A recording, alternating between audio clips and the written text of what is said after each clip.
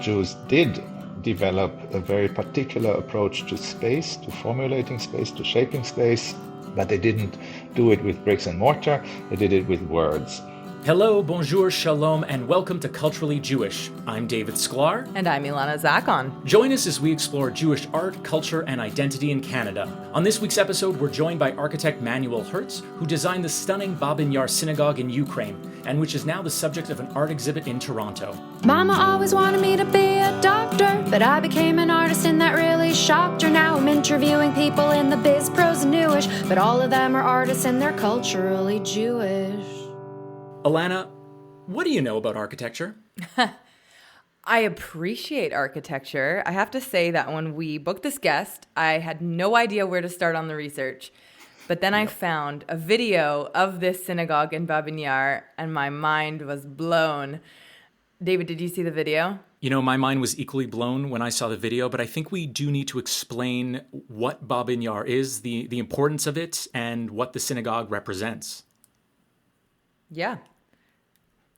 Go for it. Well, you're putting all it. David, didn't you learn this in improv ever? It's like when you start a scene and someone's holding something and you're like, what's that? And then you're making the other person come up with everything. Alana, I thought you were going to yes and me at this point. This is where I thought we were going to go, but I guess not. So I think I should explain the bit of the background on Babyn Yar. Babyn Yar is located in Ukraine, and it was the site of the first massacre in the Holocaust. So a lot of devastation, a lot of killing happened there. And basically Manuel Herz designed a synagogue in that area, that location.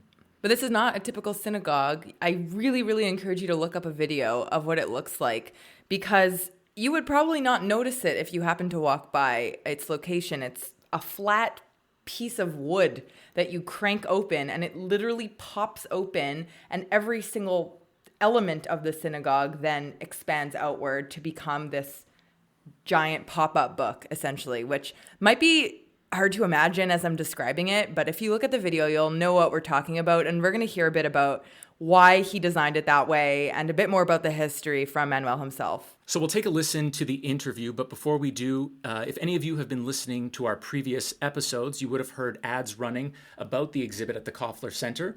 We just were so interested by what Manuel Herz was doing, the synagogue and everything going on. We wanted to interview him independently. Of the ad. So this isn't an all of the ad. This is not related to the ad at all. This is not paid promotion. That's what David's trying to say. That is exactly it was an independent decision made by us. Thank you, Alana.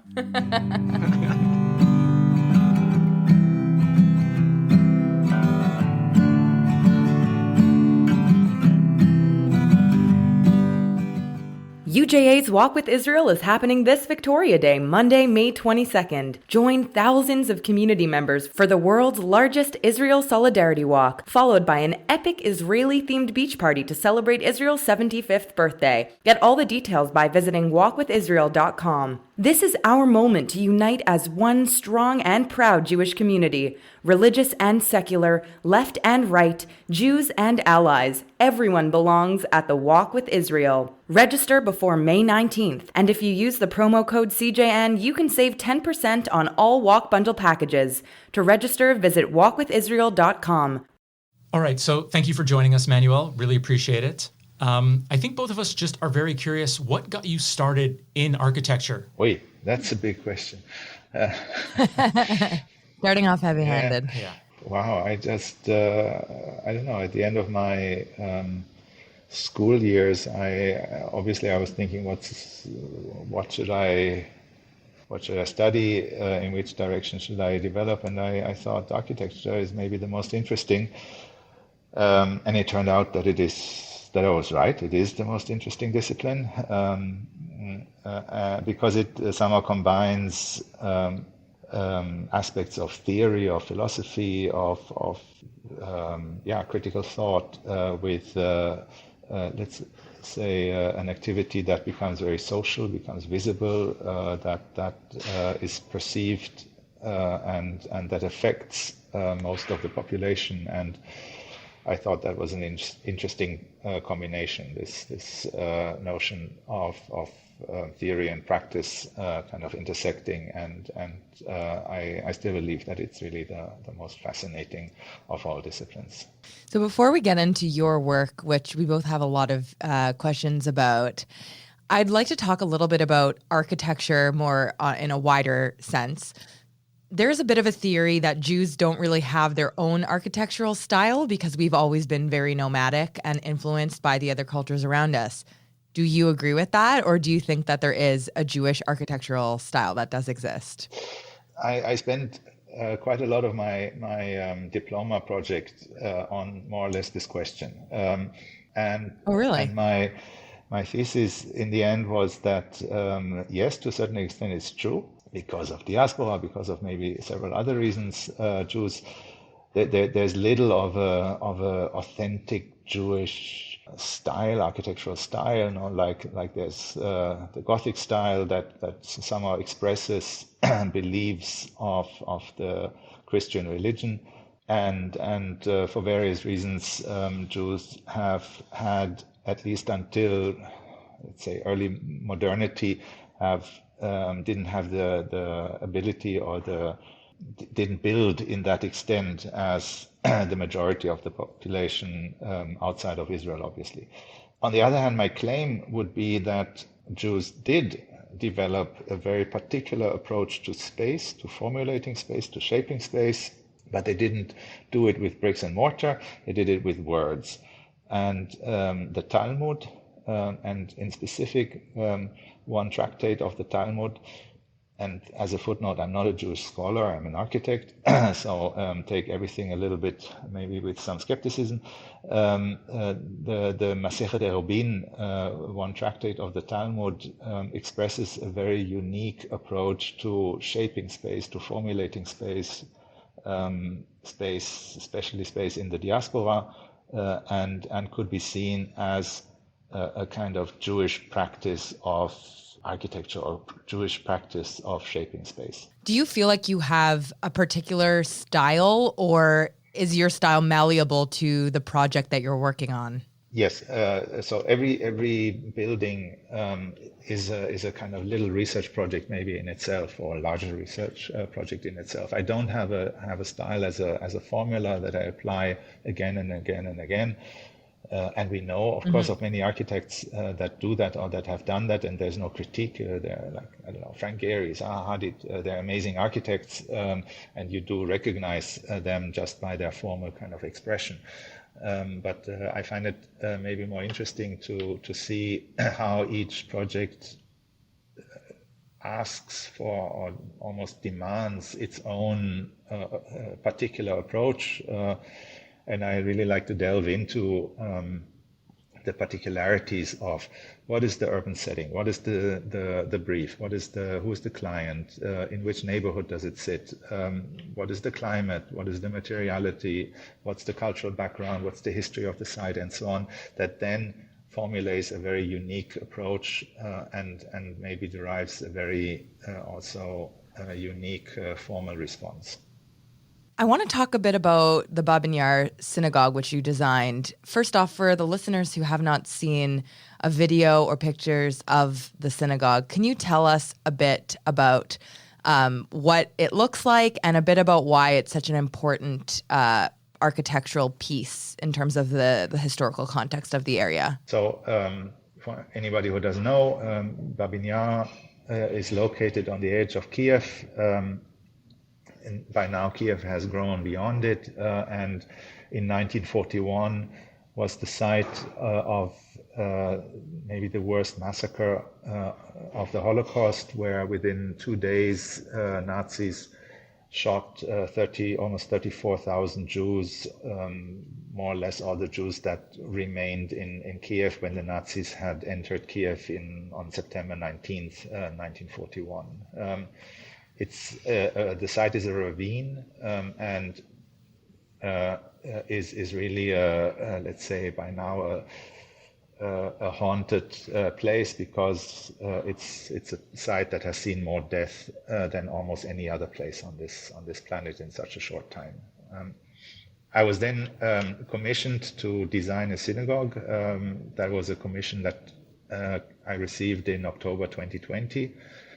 And so how does it look like? It's a wooden building. It sits on a platform, slightly hovering above the ground, and it is open like a book.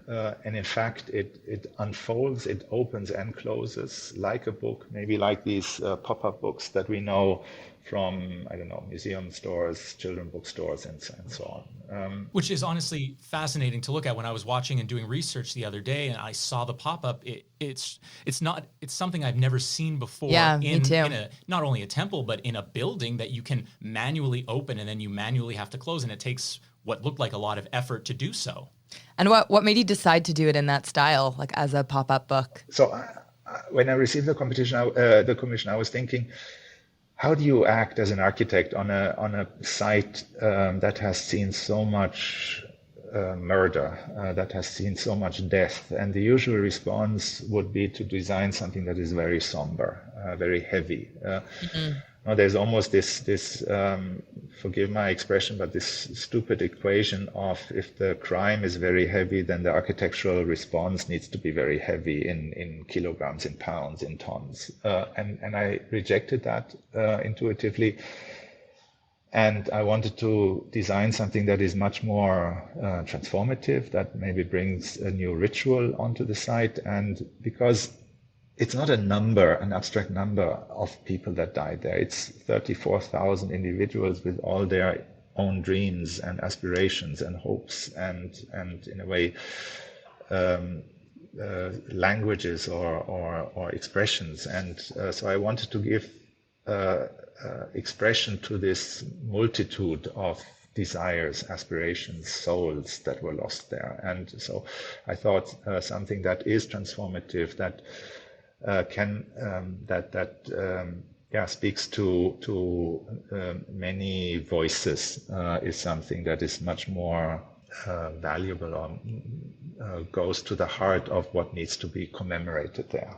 And what's been the public's response to that synagogue? I think, if I can say that, it was extremely positive.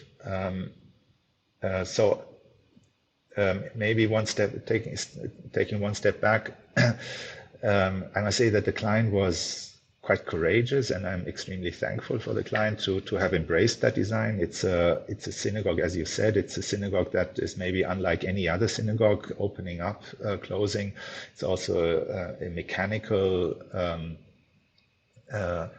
experiment, and it was quite courageous. It's a very, very unconventional synagogue, but maybe one could claim that it's actually the most synagoguish synagogue, if that's a word that exists, because if we why the book? The book is maybe obvious. We're the people of the book, but when we go into the synagogue, we open a book, the Siddur, and the Siddur opens this kind of universe of stories and morals and legal and religious kind of tales. And in a way, the pop-up book does something very similar. We open a pop-up book and then unfolds into a three-dimensional object, and it really unfolds into a new universe that we put our nose in. And this is this kind of this wonder, this awe is very close to what the synagogue in a way also does to us when we go and for service. So it goes to the very core, I would claim, of what a synagogue is. I love that. And you also designed the Light of Diaspora in Germany, which was a very Jewish area in the Middle Ages, and then kind of came back after World War II. It seems like there's a bit of trend with some of the Jewish projects you've worked on that you're helping cement a sense of Jewish history and continuity in those areas. Is that an area of your work that when you first started out as an architect, you ever thought that you would end up creating almost these social projects? Is that something that you had anticipated? I think it's no one as a young 18, 19-year-old boy can anticipate what you do 20 years later or so. No, that's fair enough. too much to ask for, but and maybe it's also good that you don't anticipate what's going to come. Yeah. No, but with Mainz, you reference this other synagogue that I built in Mainz, in city in Germany, that used to be maybe the center of learning in the 10th, 11th, 12th century. And was so important for Judaism in itself that the main rabbi who lived there, Gershom ben Yehuda, was given the name of Me'or HaGolah, the light of diaspora. So, and I wanted to link back to that part of history to celebrate in a way the cultural achievement of the diaspora. And to bring that to everybody's attention through the construction and design of the synagogue. So maybe what I am interested in is this notion of diasporadic space, transformational space, and that also then informed some of my other work in architecture. What I find most fascinating about all your work is, and we've talked a bit about this on our sister podcast, Bonjour Chai, where so many of our synagogues of 100 years ago have become museum pieces. They're sort of stuck and encapsulated in the past. What I see you doing is really making a way forward in the future, that these are things that we participate and we're propelling forward. They're not being forced back in the past. Like when I went to the Holocaust Memorial in Berlin, I felt nothing. It felt drab. It felt heavy, as you described earlier. It felt depressing. What I see with your synagogue at Babyn Yar is it's all about life. It is about promoting life and moving forward in the future. Yeah, I mean, thank you for your comments, your words. Absolutely, because I think, and I strongly believe that, and this shouldn't sound like a play of words, that the best way we can honor the dead, and there are so many thousands of dead there on Babyn Yar, the best way we can honor the dead is to celebrate life.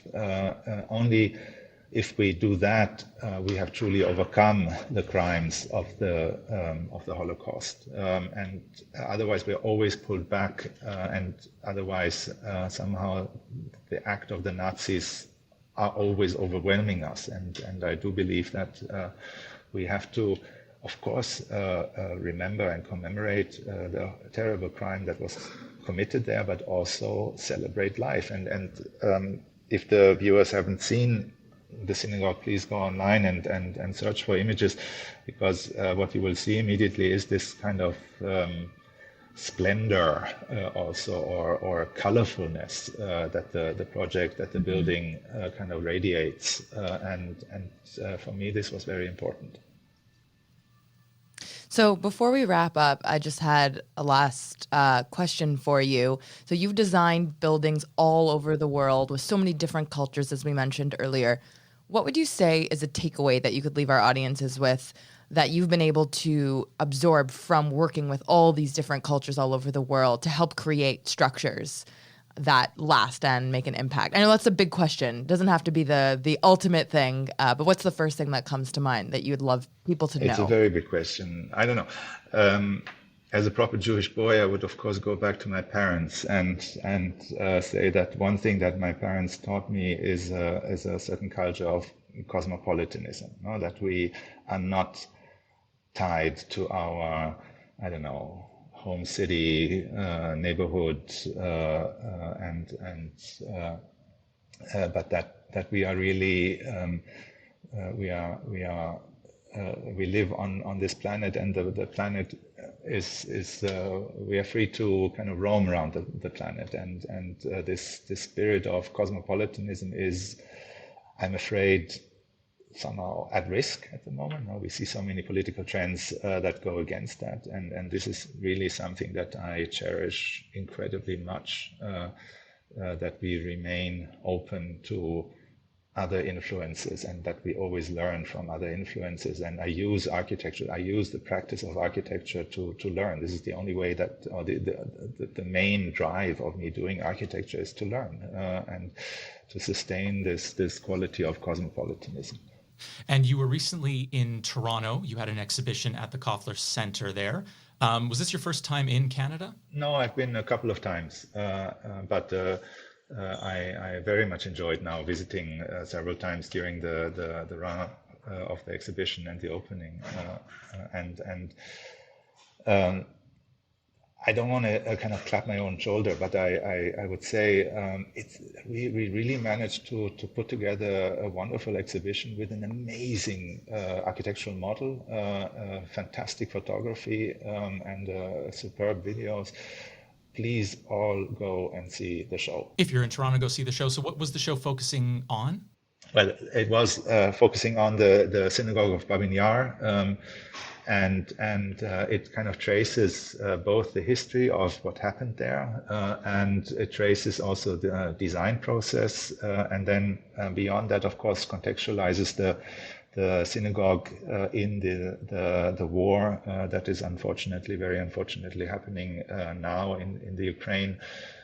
So it spans more than 80 years and is quite a rich exhibition.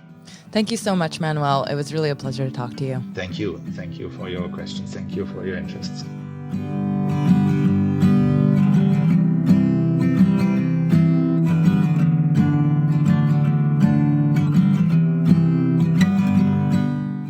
So, Alana, what's been going on in your life? Anything interesting? Anything new? Any new things that you're checking out?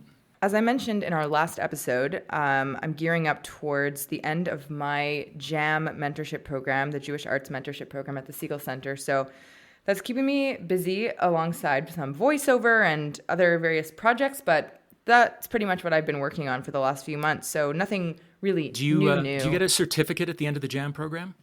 A certificate? Yes. Maybe I'll get a bottle of, like a jar of jam. That was a really bad joke. I was thinking Manischewitz wine. I think we're going to get nice reference letters to apply for grants and more development of our shows.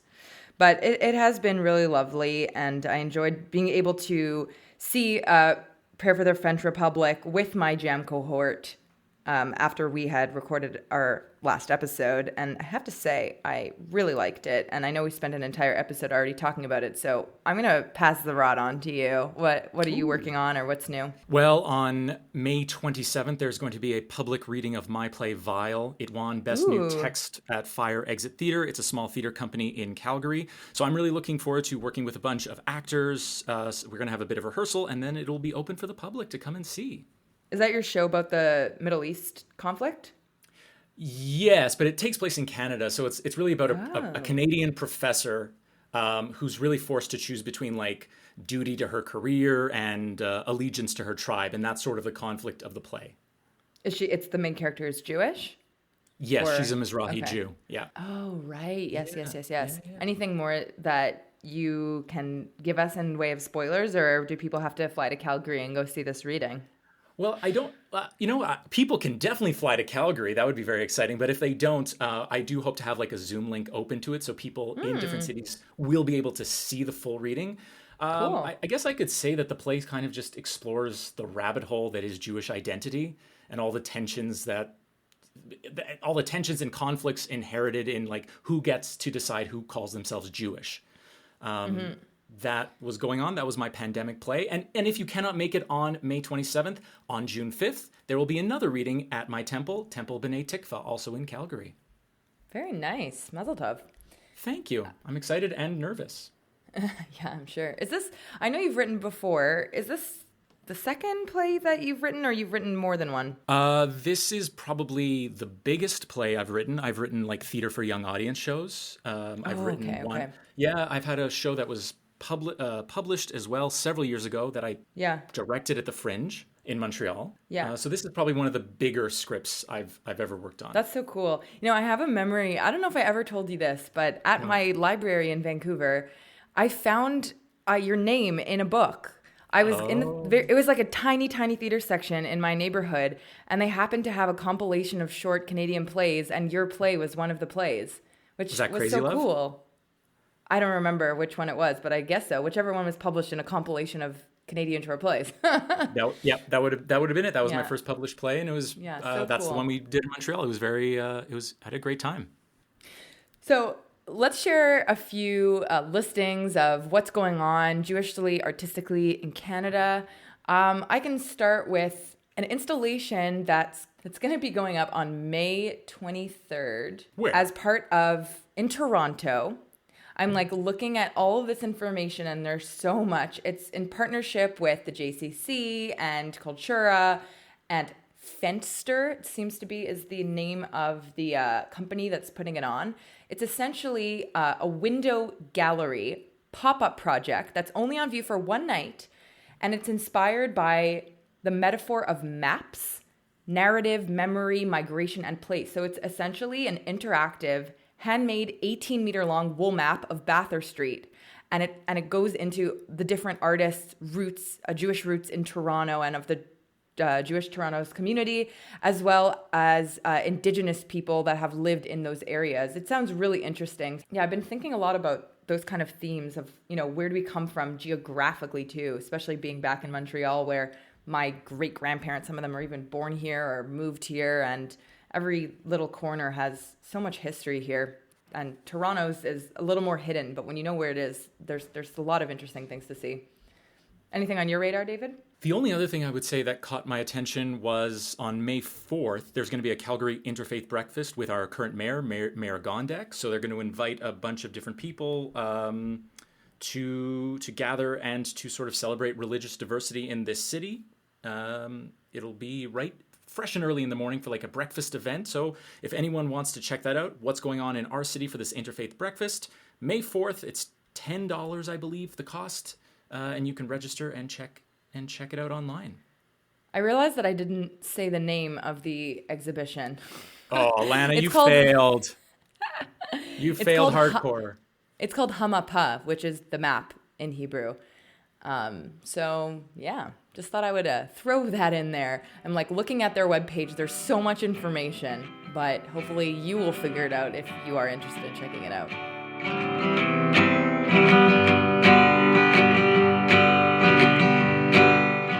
Culturally Jewish is hosted by me, Ilana Zakon, and me, David Sklar. We're produced and edited by Michael Freeman, and our theme music is by Sarah Siegel-Lazar. We're a member of the CJN Podcast Network. If you liked this episode, go ahead and subscribe wherever you listen to podcasts. It helps us out a lot. To support our work and everything the CJN does, visit thecjn.ca/donate to make a monthly donation and receive a charitable tax receipt. Thanks for listening.